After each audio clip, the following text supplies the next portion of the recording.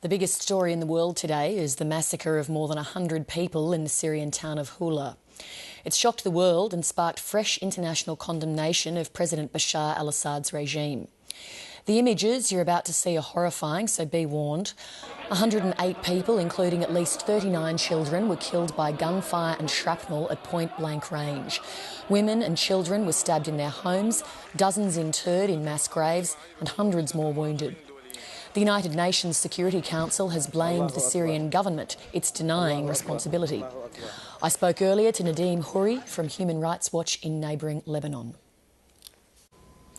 Mr Houry, how credible or otherwise is the Syrian government's denial of responsibility for this massacre? I mean, not credible at all. In the same sentence, they announced a military investigation, and in the other, they actually announced results of what they know.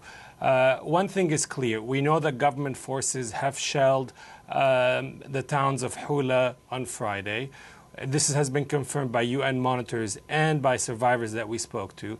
And we know that pro-government forces, but we don't know yet if they were regular soldiers or pro-government militia called the Shabiha, killed some people in cold blood. We hope that the UN investigation will be able to establish the facts.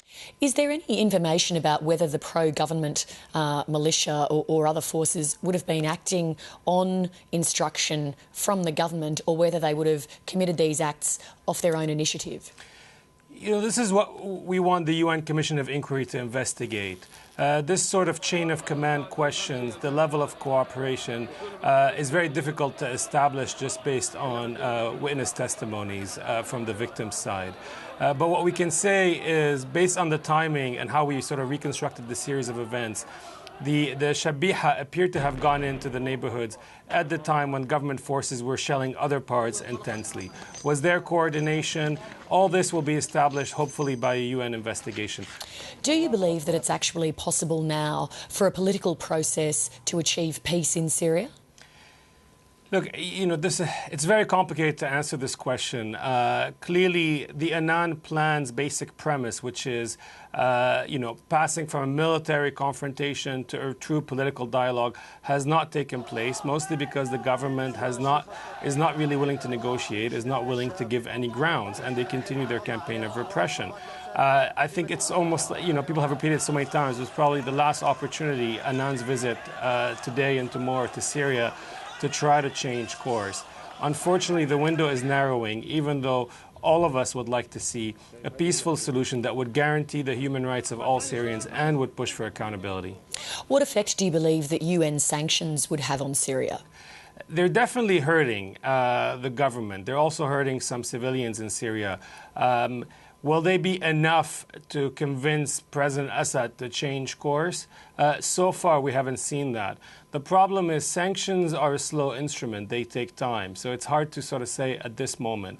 But one thing is clear. These sanctions are not going to be effective if Syria continues to have allies that are willing to provide it with weapons, that are willing to provide it with financial support, particularly Russia and Iran.